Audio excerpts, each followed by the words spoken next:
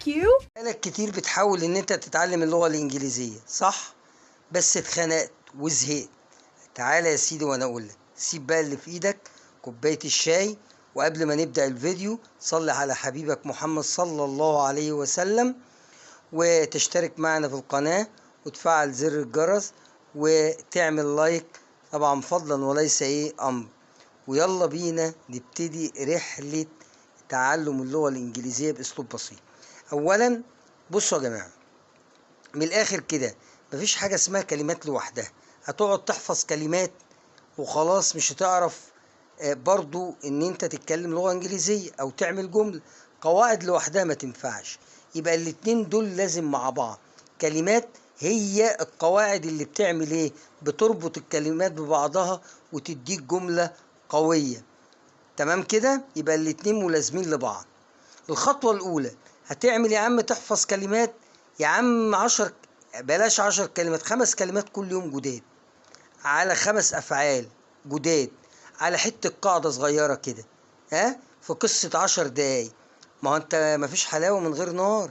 وبعدين انت بتتعلم لغة، فاسمع الكلام اللي انا بقوله لك ودون النصيحة دي كويس جدا عشان تطبقها من النهاردة. بعد كده ازاي تحول الكلمات والقواعد اللي انت ذاكرتها لجملة.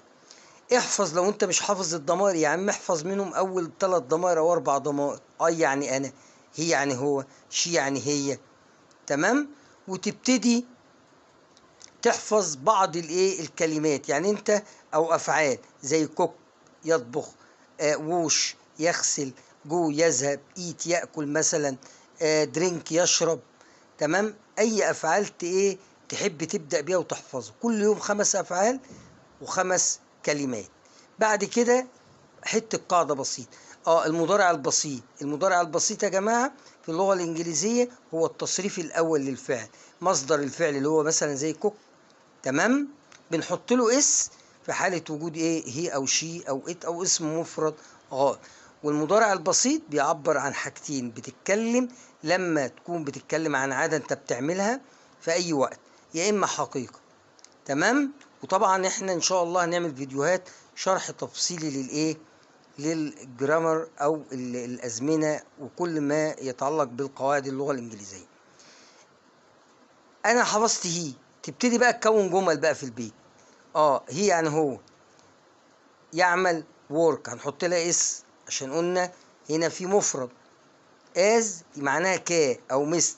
لما اقول he works a teacher، يا عم اكتب he works teacher، هو يعمل مدرس او بيشتغل مدرس.